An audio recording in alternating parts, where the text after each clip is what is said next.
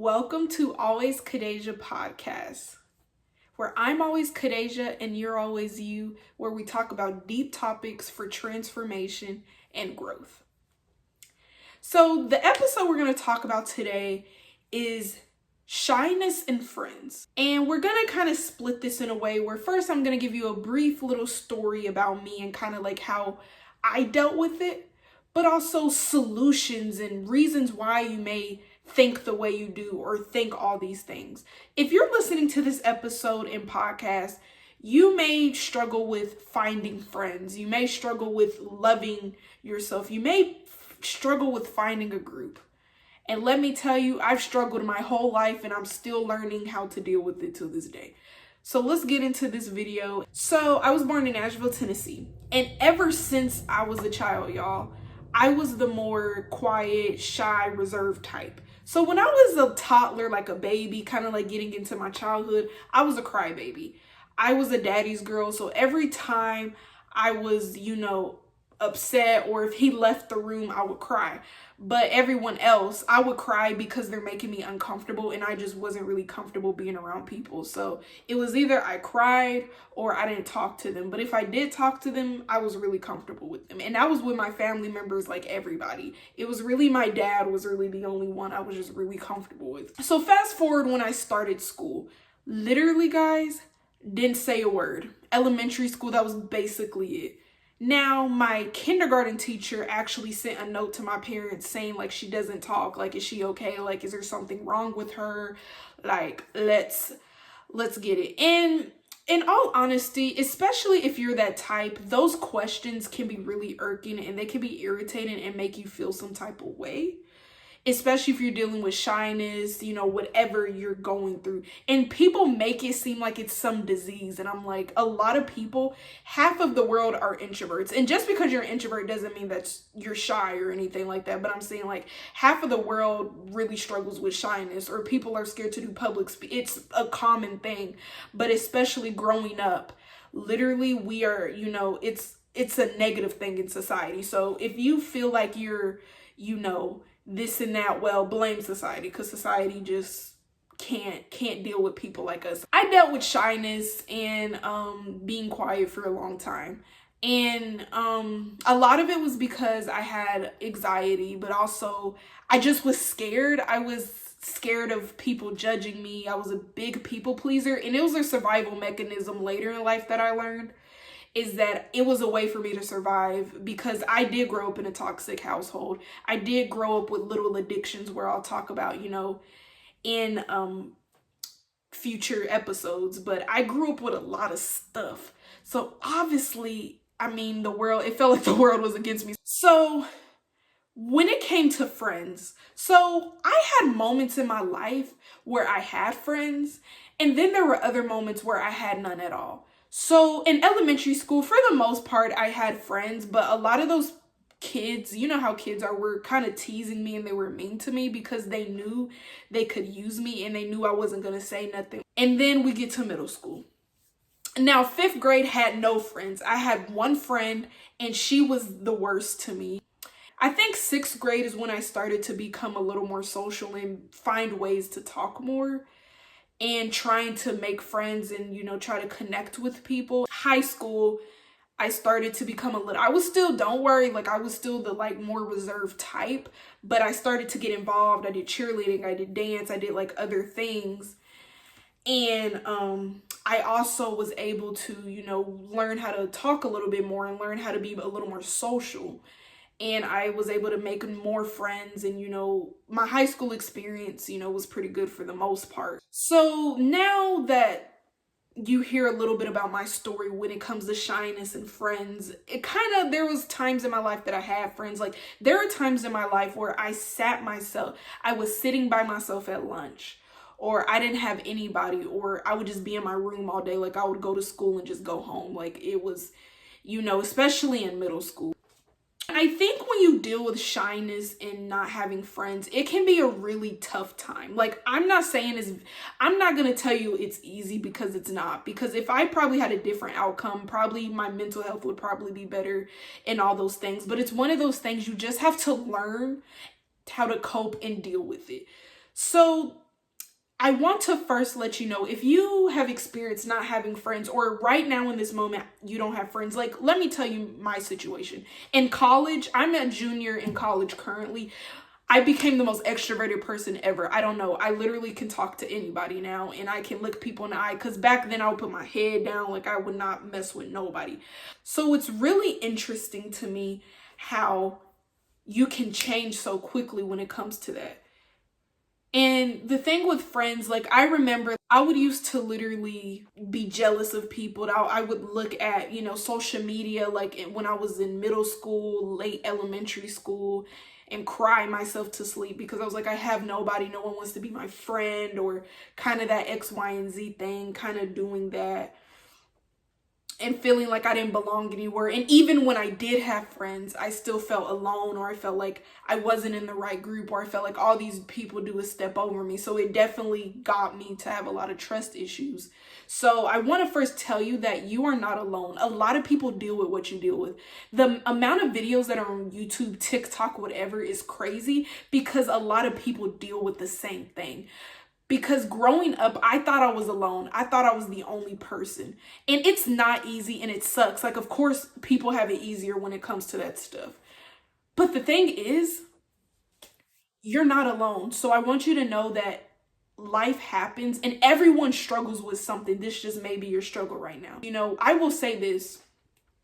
It's your fault, but it's not your fault at the same time. The reason I say it is your fault is because obviously you have to put yourself out there. The thing about making friends, you got to keep up with the relationship. You got to keep up with them. You got to, hang out with them. You have to sometimes approach. Sometimes you can't. You have to be the first person to approach, to make that connection, to make that friendship or relationship, whatever you want to do with that. You can't do it and just sit there and expect people to come to you, because the thing I will say about shyness is that you make everything about you. You kind of start victimizing yourself. You start thinking like, oh, well, everyone's against me. Everyone is this, everyone's that. And that's a mindset that is not safe, and it's not a great thing. But it's not your fault, because there are a lot of circumstances that you've been through that has caused you to do that. You might have social anxiety. You might have a trauma response, like for me, that was a survival mechanism for years, because it's funny how after, like, as soon as I went to college, it was like I was a whole nother person. Sometimes the thing with shyness is being comfortable is what causes that, because I realized throughout my whole school process, I dealt with a lot of people telling me that I was, this and that, and it made me comfortable because that's what I've been told. Sometimes you have to be in an uncomfortable spot to expand yourself, because if you move to a new city, you can be whoever you want to be because no one knows you. You know what I'm saying? That's kind of like what happened with college. I'm still in Nashville, Tennessee, but I met a lot of different people. I wasn't around the same people. So that kind of like was a reason why. And I made a decision to myself that I'm just not going to be that person. So that's kind of one thing. Another thing that I will say is people think being quiet and reserved is a bad thing. I disagree. It is not a bad thing. It's only a bad thing if you let it affect your life. Because people see quietness and being reserved as the most craziest, most deadliest disease in the world. Because don't worry, I've had so many people come up to me throughout school and they're like, oh, you're just like, why are you so calm? Like, I was known to me, why are you so calm? Like, why don't you talk that much? You're not coming up to someone and be like, why do you talk a lot? Like, why are you so loud? Like, ew, you need to stop doing that. That's basically how they do.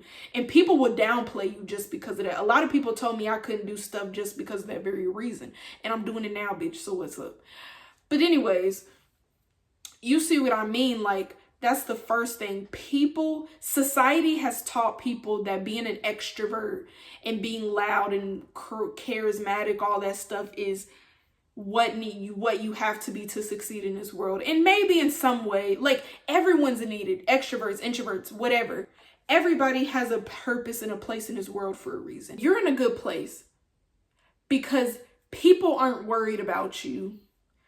People aren't paying attention to you. You don't have to figure out always hanging out with somebody and doing this with somebody else. You get to be able to create the life that you want, because I'll let you know, like, I'm grateful for friends and I'm grateful for the people that I have in my life. But the times that I did not have friends, I could have used that time to build something, to continue like doing my podcast, doing art, doing something to motivate me, because you get to be who you are. You get to have time to develop yourself. So when it is the chance for you to meet friends, you are at a good place in your life. You get to be who you are, because when you have a lot of friends, there's always a lot of drama. There's always a lot of pressure. There's always, oh, you got to hang out with this person. There's a lot of people doubting you. I mean, if you ain't got nobody, who's doubting you? You know what I'm saying? Kind of in that perspective of you can be who you want to be. Secondly, friends come and go. And what I mean by this is people gonna be in your life and people will be out your life.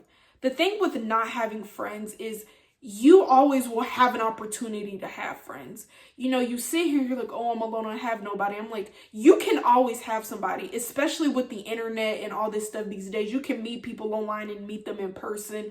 You know, for some people, it's just easier. The third thing, when you say you don't have friends, you may have to look at your mindset, because yes, you have to be vulnerable, because yes, having friends is a risk. It's an investment, because these friends could do you wrong. They can mess you up. They can be the best thing that's happened to you, or they can be the worst thing that's happened to you. But that is the part of life. Even with relationships, even with doing stuff that you love, even with jobs, whatever you do is an investment. It's a choice. It's a choice. So you may be afraid. I get it. I mean, if you have mental health issues with that thing, with, you know, social, I dealt with it myself. You know, I've dealt with depression and stuff. It's easier said than done. I'm not saying this is an easy thing. But what I'm saying is friends are needed, because you need support. We are all social creatures. Some may be a little more social than others, but we all need at least a friend or two, you know, to get something in life. But you may have to change your mindset, because you may look at yourself and you may be like, dang, X, Y, and Z. Like, if you keep telling yourself, this is why words matter. If you keep telling yourself, I'm not going to be anything, no one loves me, no one cares about me, oh, this person did me wrong, so you have to change the way you talk to yourself. Because just because you had all those experiences does not mean that's going to happen again. Because let me tell you, most of the friends I've had all my life have used me. I'm going to say about 75% of them. But when you do that, you are giving yourself to be open. You're learning new experiences, and you get closer to the tribe that you're meant to be. Because maybe those people were just meant for you for that season. Maybe they're not permanent. But maybe someone you're going to meet will be, because friends come and go. You know, that I want to say is, do not try to change yourself because of society. Like, I came to realization, yes, I talk more. Yes, I'm a lot more extroverted, but I'm introverted too. Like, I consider myself now an ambivert, but I literally love my personal time. I love to listen to people. Sometimes I don't want to say nothing. Sometimes, and the friends that do know, like, sometimes I just want to sit there and be still. Sometimes I don't want to conversate with you. That's the thing. Sometimes I just want to be left alone. It's not about change. This video is not about changing yourself. If you need to change yourself, you just need to change yourself. But this video is just simply about acknowledging that you should not try to change for somebody else. If you are truly a quiet, reserved person, there's nothing wrong with that. As long as that's not affecting you as a person, there's nothing wrong with that. Society is going to tell you that's wrong, and a lot of people going to think you're weird. They're going to play in your face. There's a lot of people that's going to claim your friends, but since you don't talk out loud, they're going to assume that they can use you everything they can do. And know that at the end of the day, don't change yourself. If that's who you are, and know that's who you are, and you're okay with being that for who you are, let it be, because society is going to talk regardless, and there's nothing you can do. Because the issue is that I think we're afraid of more what people are going to say than the thing itself. Like, being reserved is not inherently bad, but the way people react to it and the way people don't understand it, I think that's what gets us, like, people are, you get scared. You hate when people ask you that. You see it as a bad thing because they view it as a bad thing. The right people will love you for who you are and love your story and embrace you. So keep your head up. And it's okay to feel alone, because I felt alone a lot in my life and I still deal with it sometimes. But know that it's not forever, and know that you are going to one day have the friends that you deserve. Sometimes you have to go through some bad friends. Sometimes you have to be alone. But that's why it's called your life, because your life is a story to share to everybody. Your life, those stories, because if I didn't go through those experiences, I wouldn't be able to tell the story to help somebody. Even though those experiences would be great if it didn't happen sometimes. I understand that. Sometimes trauma sucks. But I'm happy that I get to share it. You don't have to share it through a podcast. You can share it through art. You can just tell a friend. Because the more you're honest with yourself and you use it in a way, it doesn't have to be exactly positive or negative, but it can be neutral. You know what I mean? Just telling it how it is. Because I think people that make it negative, you start to get in a victim mindset. It's okay to complain. It's okay to be jealous. Those are normal emotions. But being stuck in it is when it's not healthy. But when you're so positive all the time, sometimes you really can minimize your own trauma. And sometimes you can be like, oh, this made me who I am. No, if it hurt, it hurt. So that's why I say you can be neutral. Like, it did help me to be the person that I am today, because I can speak about this and help someone out there who's been through it. But also, that shit sucked. So if you're dealing with shyness and you have no friends, let me tell you this. You're not alone, first of all. And secondly, you have to first learn how to... It's a mindset thing. I know. You have to first look at yourself and say, am I playing victim? Am I giving people a chance? Look at it for what it is and then take the steps. What can you do? Because what I used to do in middle school, I would try to talk to a new stranger every day. I would maybe start raising my hand. Anything to help me get better. And now it has paid off. It may take some years, but it paid off. I really hope you guys enjoyed this podcast and this episode. And if you guys have any more tips, tricks, or whatever you want to learn, I'm very excited. This is actually my first episode of the podcast. So I will be posting Mondays, Wednesdays, and Fridays. And I'm very excited to start this chapter with you guys. And we're going to talk about some deep creative things. And I'm excited. Excuse me. So I love you guys, and stay safe out there, and be great, and thank you.